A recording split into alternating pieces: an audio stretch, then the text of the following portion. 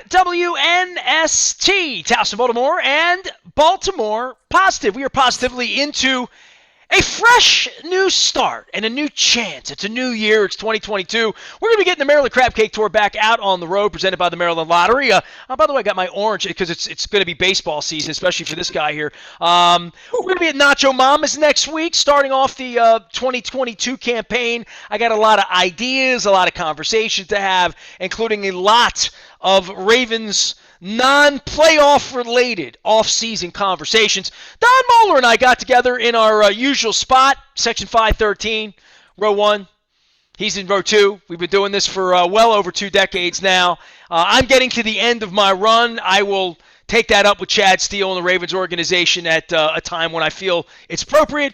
But Don, nonetheless, I know you got football in the brain to start the year, and at least to start the Recon here this week, because we did convene together. It's just been so unfortunate, right? I mean, just really unfortunate. I mean, at 8-3 to 8-8 to backup quarterbacks to Josh Johnson, I feel like it's very unfortunate what happened to the Ravens. It's like a horse we never really got to see it run. Well, Nestor, this is one of those times, and you and I recently, as you said, joined together again in 513. I will be there again to say goodbye to Big Ben, but amidst a bunch of Steelers fans, no doubt, by the way. I'm a little worried about that. I'm guessing that the Purple Towels may outnumber the Ravens jerseys when Big Ben comes. And it's been a great career, so he should get that kind of send-off from Steeler Nation that travels pretty well. But, excuse me, this is one of those times where I'm a terrible prognosticator. You've heard me say that before. That's why I don't bet on sports. Normally, when I think something's going to happen, the other thing happens. My grandchildren were very upset with me back in training camp. This is one of the few times since the Ravens have come to Baltimore when I looked at the composition of the team in training camp, and I thought this was not going to be a good team. And when they started off 7-3, 8-3, I thought, okay, again, I've been wrong, even though they were winning some strange games with 66-yard field goals and other things. I thought, and I mean, I'm on record as to what I think of the organization, from the owner to Dick Cass to Eric DeCosta to Ozzie to my good friend Kevin Byrne, who's still involved but watching from the sunshine of South Carolina. I love this organization. I had a feeling that this was one of those times where they violated that age-old, what I call, and man, I hate to quote Bill Belichick. As good as he is, I'm not a big Belichick fan. But I think Belichick has always lived by the rule, Nestor. Always better to cut a guy a year too early than a year too late. And I thought the Ravens had a number of guys on the roster that were near the end of their career. I watched other teams in preseason, and it's dangerous to make any judgments on preseason. I get that, particularly in the midst of COVID. But other teams were flying around to the ball with vicious hits, reminding me of the Ray Lewis, the Suggses, the Bullwares, the Ed Reed years, the Rod Woodson years, flying to the ball. And it just did not look to me as if the Ravens were flying around to the ball, that they were fast, that they were physical, that what we like to say and has become known is, were they playing like a Raven? And I didn't get a sense that they were. And I think as the season unfolded, certainly injuries like we've never seen before. And people laugh at me, and that's what drove you off radio, are the people. I'm still on the radio. I just speak sanely about things. But Nestor, I had to once again, it's the second week in a row, I just put my phone away after 5 minutes when I got back from the game the other day and just could not look at social media. I believe that this may be John Harbaugh's greatest coaching job ever. And again, it's a minority of people in the fan base who want him fired. There's such a head scratcher. Now, and I'm gonna get your reaction here in a second. I've been long-winded. I will say, and you were sitting there, so you can confirm this. This is not hindsight. When we got the ball back with a minute to go in the first half, I turned to my son and son-in-law and I said, we should simply take a knee, go in up 10-0, and feel good about what we did in the first half. It's a 2-score game at this point. We didn't do that. Huntley makes the worst throw that he's made since he's been with us. They score 7 points. We lose by 1 point. Now, that's a level of confidence issue in a backup quarterback, right? And I think, yeah. Although even had it been Lamar, I've got to tell you, in a game like that, where you've got so many injuries, particularly on the defensive side of the ball, the fact that we had held them scoreless for 29 minutes, I thought was a true victory. And even had Lamar been at quarterback, given that we have a left tackle who's going to play his last game in the NFL next week. We had a right tackle just back from surgery. We had a substitute center. We got a rookie left guard. And they have Aaron Donald and Von Miller. I didn't like the percentages of trying to get perhaps 3 more points there versus going in. Now, having said that, John makes a million decisions in a game. I disagreed with that. I happen to think John Harbaugh is one of the premier coaches in the NFL. I think it's one of the premier organizations. And I think we will be back. My last point, Nestor, has to do with being a fan. And I thought about it a lot the other day. I thought about it driving home from the game because I had a son and son-in-law who were dreading going into their houses and facing their sons. They knew it was going to be ugly. They were going to have very, very unhappy children when they arrived home. And, I still feel it very deeply in my gut when the Ravens lose a game like that. And I thought, man, it would be better. Would it be better to not be a fan and just a casual guy that watches the games and like you watch a movie? And we've had some guests. Well, the level of investment, if we talk about spending money on tickets, right, all these years, right? Sure. Like that's really like we've been there together for wins and losses and big plays. I mean, it's different when you're on the couch and you're not there to high five me, right? Literally, right? The high five and the vibe in the stadium and even the lack of vibe in the stadium on Sunday, which I thought it kind of, the fact that a third of the seats were empty, kind of speaks. Tickets were $15. Don, if I'll pull a picture up on that then. You and I disagree on whether it was a third. I'd say that there were, 15 to 20% of the. Let's see, it holds 70. There were 50,000 there. So, but it doesn't matter. I'll give you 42, but that's okay. Yeah. I noticed the week before, I think I had said to you when we were at the game, watching the red zone, and again, we've talked about it a lot. Dick Cass has talked about it a lot. There are tons of empty seats at NFL games. I want to pull this up, Don, for the audience that does watch us. This is literally from Dan Granovsky. This is Real Fan Dan. He's a Facebook friend. This is his picture, okay? This is literally 1:53 left in the first quarter. We got a lead. Right. You're telling me that's a third? That's not a third? I think I'm being kind of generous. It looks like it's almost half. Yeah, I think. No, that's the lower deck and the upper deck. Well, These are the lower deck tickets. Are they're look. I'm not going to sit here and play this right, this $40. with Sean Spicer game. No, I'm not going to do that. I'm not going to do that for the Orioles 25 years ago. I'm not going to do it for the Ravens. Empty seats are empty seats. Nestor, you thought it was 40. I thought it was 50. It doesn't matter. There were empty seats. Which should be alarming to them. It should be alarming to them. No, I don't know. I think they are aware of it, and I think the NFL is aware of it. As I said, we've talked a lot. Well, they're going to have 2 more seats they can sell of mine next year. We've talked about it. That's just a fact. Well, they cost a couple of grand. They do. They cost real money for people. That's good. You'll sit in the press box and it'll be fine. But it's a different experience. I can tell you that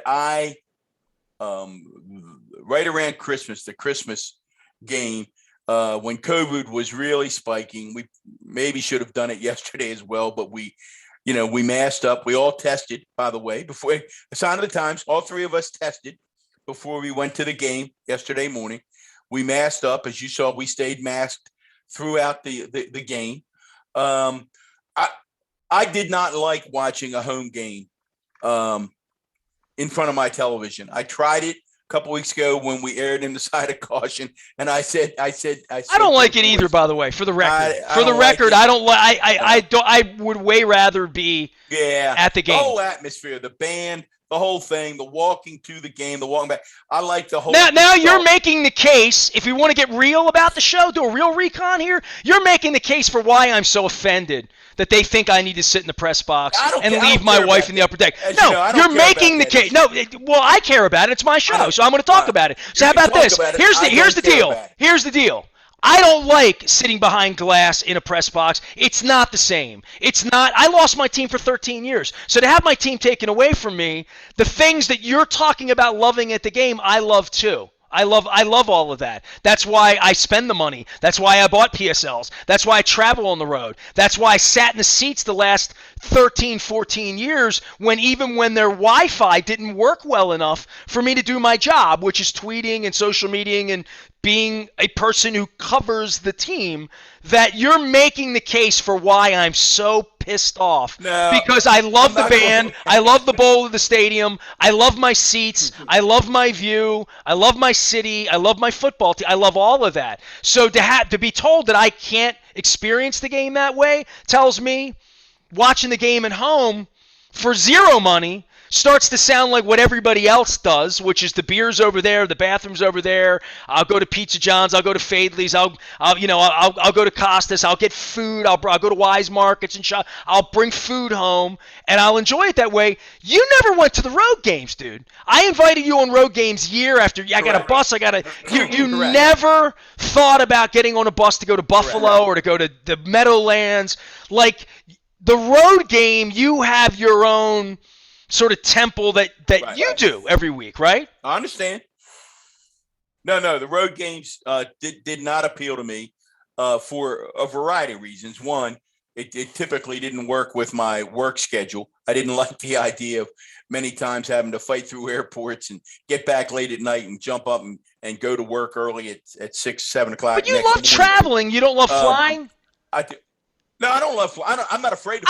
It's just crazy. It's amazing to me that you never did want to go. You just never ever had any interest in going to Chicago for a weekend or like literally, you never were that guy. No, and I love to go to Chicago and go to those places. I just don't like to go to road games per se. Part of it gets back, and I know it's a little bit irrational. Part of it gets back to fandom again, and what being a fan. That's just where I started this. What being a fan means to me. Being a fan, I was thinking about it.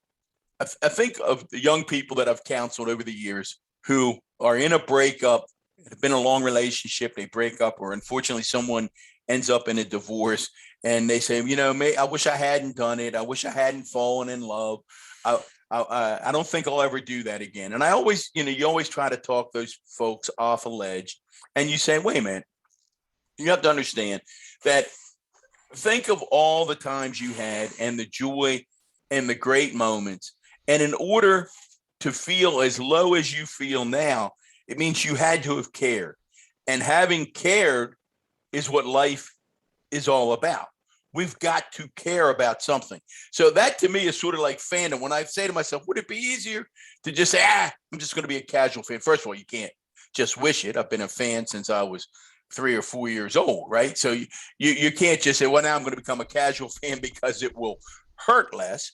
And that was part of the road game things, particularly in the past where teams didn't fare particularly well on the road. Now that's sort of evened out for reasons that people aren't quite sure of over the past few years, where road teams are more successful. But I didn't like the idea particularly of schlepping home, whether it was on a bus or a plane, in the agony of defeat, as Jim McKay would say. So, and I love to travel. As you said, I love going to those It's cities. so weird because you like going to play golf in places and stuff, and you and your kid go to every game together. Right. It'd be very easy for you to take wives or not take wives, take grandkids or not, like whatever it would be, a Miami trip to go see the ride. I don't know, but have you ever seen them play on the road? Like seriously, I saw them play in Jacksonville one time because my sister lives in Jacksonville. That's the only road game you've ever seen.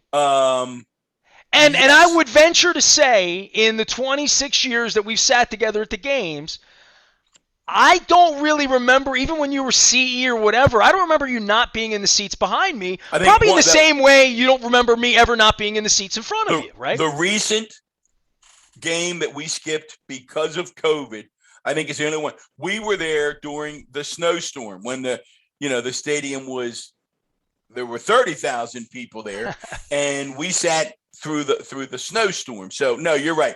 I love being there. I think I've said to you before, one of the things that I was always extremely appreciative that both County Executive Smith and County Executive Kamenetz never made me do was they never made me, and they're good friends, so I like being with them. They never made me go with them to Ravens games, because I would say to them, guys, there are other people who would like that experience. I value that family experience, sitting with my friends, my son, my son-in-law, my uncle, my nephew, occasionally my grandchildren. That's a family couple of hours for me. Guess who else values it? Me. Yeah. Me. No, I get it. I value it. I value it. And if I were to take that away from you, you probably wouldn't like it. I'm not going to debate that on the air because. Yeah, well, I'm happy. No. Just because it happens privately doesn't mean I'm not going to debate it publicly. Because I'm going to have to debate it publicly when I'm not in the seats anymore. It doesn't have to be that way. Oh, well, yeah. Well, no, it doesn't. In this particular case, easily solvable. I love going to the games. People don't care about that issue. So yeah, we try to talk about. Well, the issues they care about they don't care where you or I sit. They could care less where you or I sit. They care. They do care about the off season of the football team and the direction the team's going in.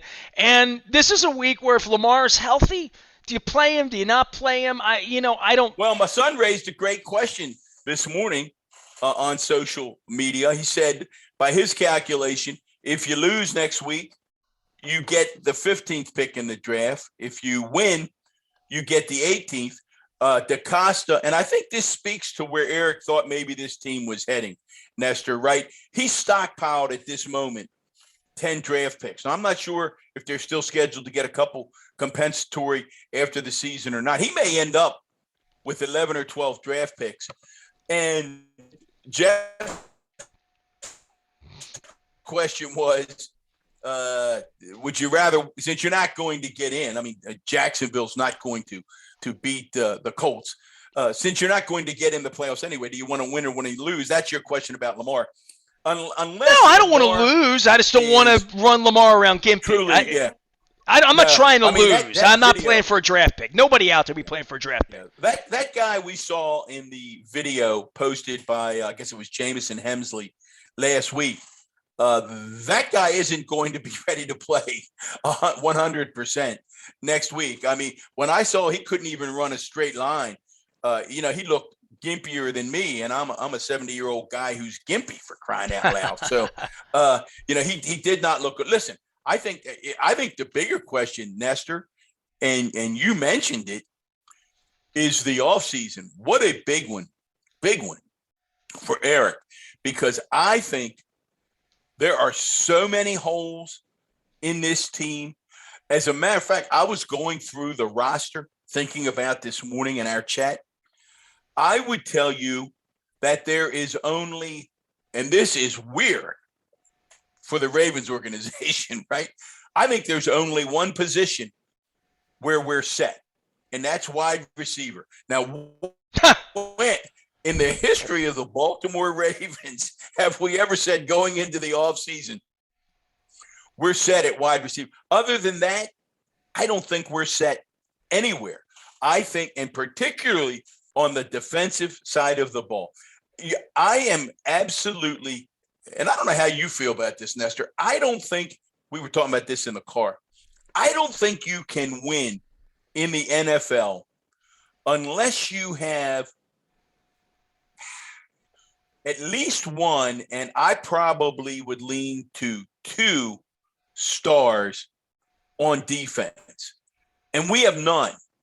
You know, obviously in the Lewis years, it was ridiculous. We had 4 or 5, sometimes 6 stars, right? I mean, we had studs, and we had McCrary, Suggs, Lewis, Reed, Bulwer, go down the list, even Eric Weddle, go down Rod Woodson, go down the list. When we had studs, we don't have any stars. And that's no knock at. Well, we got guys that were stars. Justin Houston was a star. Calais Campbell was a star. Brandon Williams was a star.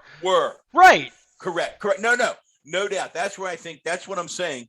And I think that's the hardest thing. And it will be interesting to watch Eric, how he reacts to all of that. The other thing, and I am in the minority in my family on this one. And I hope, boy, do I want to be wrong on this. My entire family, as I said, I'm a voice of one on this one. I was not happy with the Oweh pick from Jump Street, and I'm going to tell you why. And it has nothing to do with the young man's character. Appears to be incredible. Has nothing to do with his amazing athletic ability. Remember, Kyle Bulwer could throw a football through the uprights from his knee from the 50-yard line. I mean, that's good. So we fell in love. Kyle Bulwer could kneel down, throw the ball through the uprights. Wow, he's our QB of the future. So Oweh can run the 40. He's got this incredible motor. Here's what I looked at. He had no sacks at Ohio State. Now, I'm sorry. Penn State, I'm sorry. Big Ten. Right, Big Ten, Penn State, wrong school. At Penn State.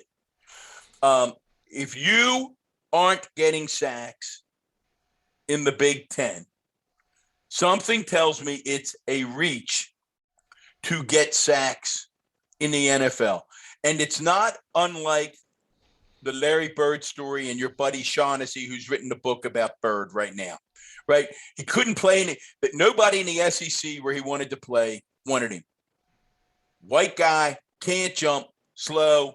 I don't care about all those points. I don't care about all those records. I don't care about Mr. Indiana. He's slow. He can't jump. He can't play down here. Yeah, well, how did that work out? I have a deep belief that what matters is what you do between the lines.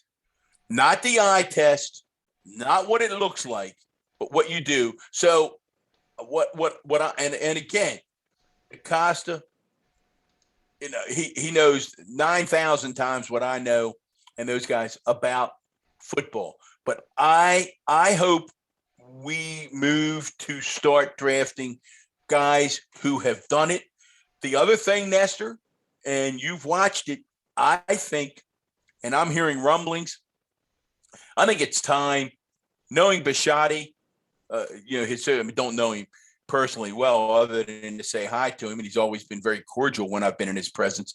But knowing his history at work, hard for me to imagine that he's not already commissioned some kind of study and analysis to look at the injury that have beset the Ravens versus all 32 teams to see if we indeed have more injuries than other teams, because it certainly seems, and this year may be an outlier, that particularly with knees and ankles, that we've had an unusual amount of those. And it would seem to me that somebody's going to have to take a look at the strength and conditioning programs and the people in charge of that. So I think it's a full off season. And we've just scratched the surface, but we got so much. We didn't look back at 2021, forward to 2022. I guess we'll do that the next time we. Well, no. What I do want to talk about 2022 in regard to this, because the insurrection's a year. I'm not talking a lot about it this week on the radio. I'm kind of appalled as an American that nothing's been done about this. You know what I mean? They attacked the country. There was clearly a design and a plan and a lot of money that went into attacking our country. And it's the 1 year, quote unquote, anniversary. Yep.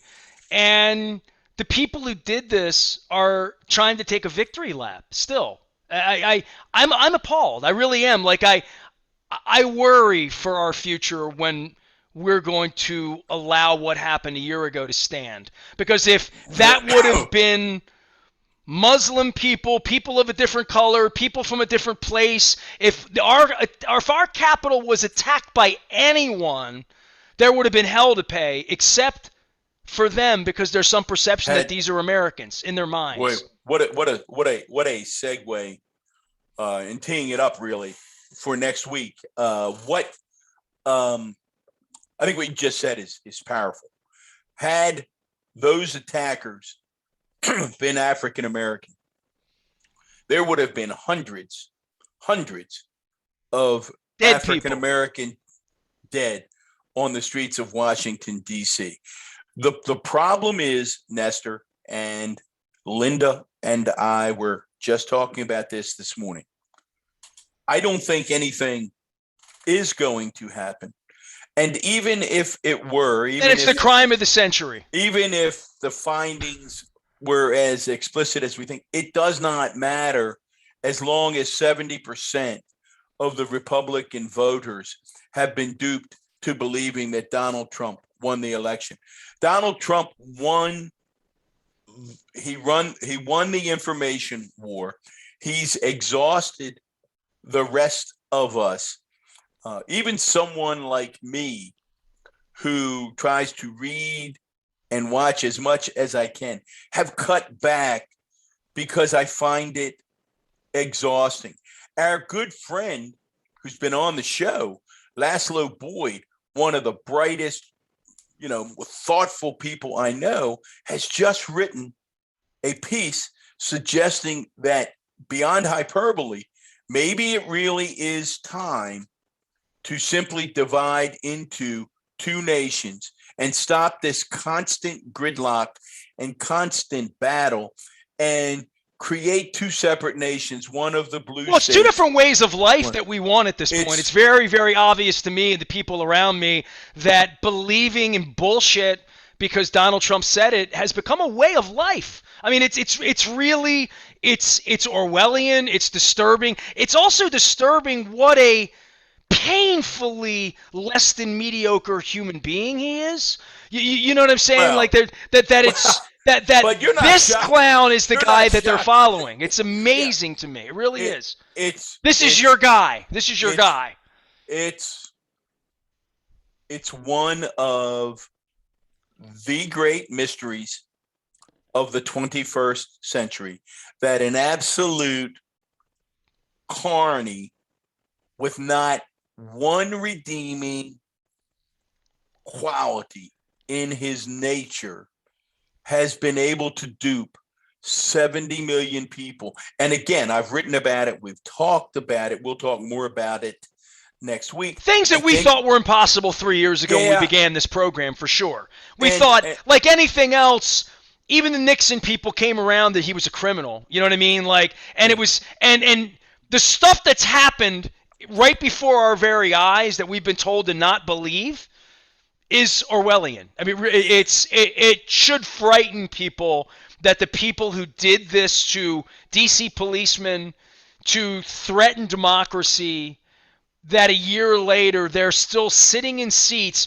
when they were texting things that are very clear are traitorous. I mean, there's nothing else to say. If you want to take down the the United States of America and take down an election, you're a fascist. That's what you are. Far more concerning. Yes, all of that is disgusting, concerning. You choose whatever adjective you'd like to put on it.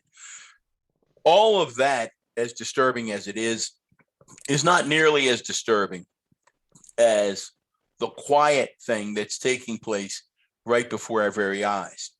And that is that across the country, in 17, it gets more every day, 17, 18, 19 states, procedures are being put into place legally to overturn future elections. So when people say the future, I'll say to some of my Republican friends, the future of democracy truly is at risk. And they'll roll their eyes and they go, you guys, you exaggerate. But right before our eyes, procedures are being put in place to allow state legislatures to overturn rules. Dude, they have the president of the United States on the phone maffiing the Georgia election official. Asking for 11,780 votes. Correct.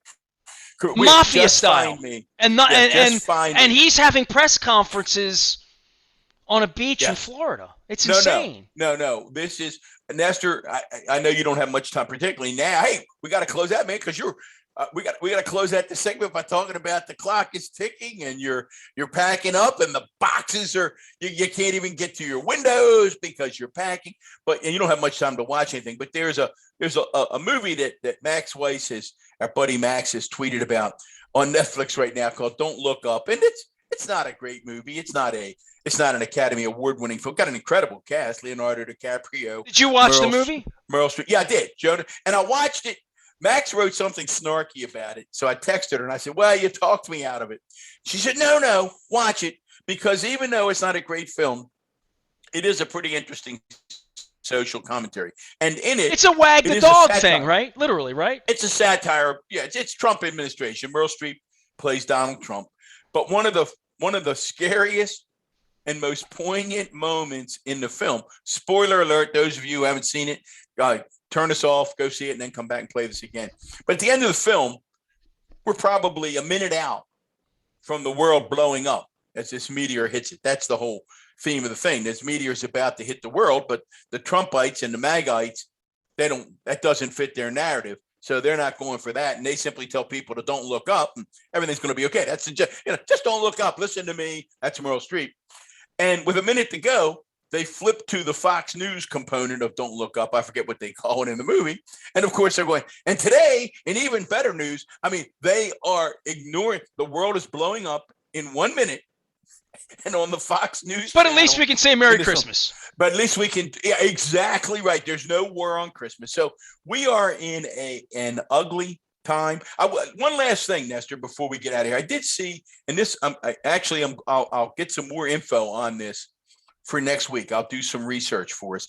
I saw a guy interviewed who analyzed as much as he could everyone who attended, through a lot of research, the January 6th insurrection. And what he found was the uniting bond was surprising, and the connection was surprising. Wasn't necessarily coming from counties that Trump won, wasn't from red counties or not from blue.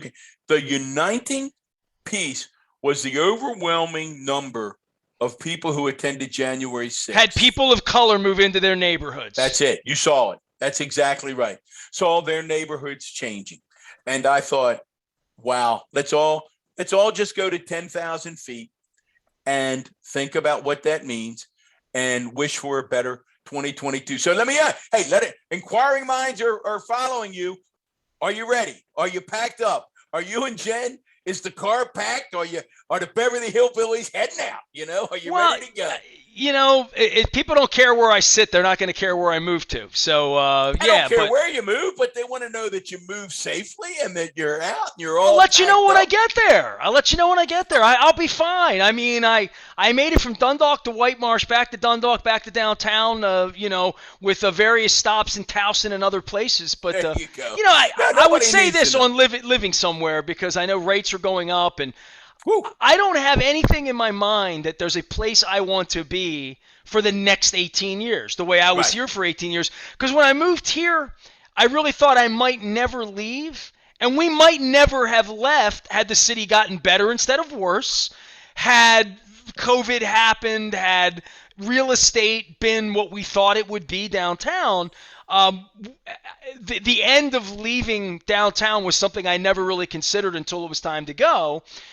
So I don't, to the new beginning, that's the part that's exciting for me. You know, it's Sure. 2022. No, it's different. And It's a fresh start, and that's where I move well, my energy. you have a lot of people who follow you and have shared your journey in good times and bads and illness and health and all that. And you mentioned, prices continuing to go up and the market's still strong. So we give a shout out to one of our best sponsors, Jeff Mohler and Mohler and Gary Realty. They got Nestor's condo. He's one of our sold. best because he got my condo sold. So I like Jeff a lot. So give Jeff Mohler and Gary Realty a call. They'll take care of you. It had nothing to do with the beer in Ocean City, though. I'm just letting you know as his father. He didn't sell my house because of that. Well, we've got a lot to talk about in 2022.